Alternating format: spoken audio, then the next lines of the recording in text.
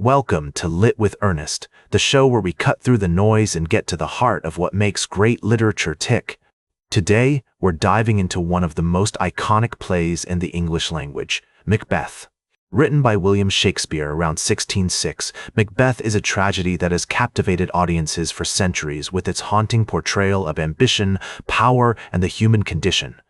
During Shakespeare's time, England was undergoing a period of great upheaval, with the death of Queen Elizabeth I and the ascension of James I to the throne.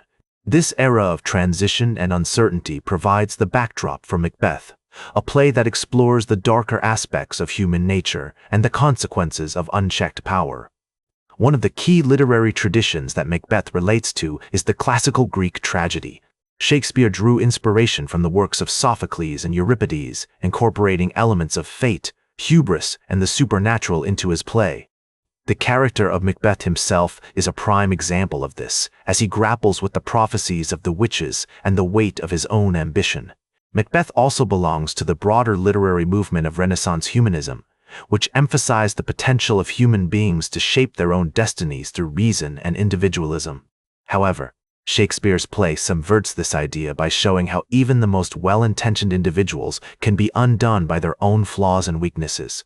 This is particularly evident in the character of Lady Macbeth, who embodies the contradictions of Renaissance femininity, a woman expected to be both strong-willed and subservient. The critical reception of Macbeth has evolved significantly over time. In the 18th century, critics like Samuel Johnson praised the play's grandeur and poetic language, while in the 19th century, romantic writers like Coleridge and Hazlitt focused on its exploration of the human psyche.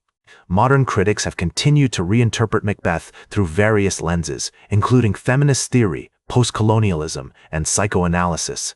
One of the most significant themes in Macbeth is the corrupting influence of power and the blurred lines between good and evil. This is exemplified in the character of Macduff, who embodies a sense of moral clarity and justice that serves as a foil to Macbeth's own descent into darkness. The play also explores the tension between fate and free will, as Macbeth struggles with the prophecies of the witches and the consequences of his own actions. The language and imagery in Macbeth are equally striking, with Shakespeare employing a range of literary devices to create a sense of atmosphere and foreboding. The famous "tomorrow and tomorrow and tomorrow" soliloquy is a masterclass in dramatic tension, while the witches' incantations and the eerie landscapes of Scotland add to the play's sense of mystery and otherworldliness.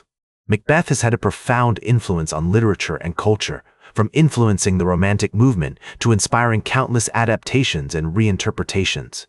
The play's exploration of power, ambition, and the human condition has also resonated with artists, musicians, and writers across genres, from Verdi's opera to contemporary hip-hop.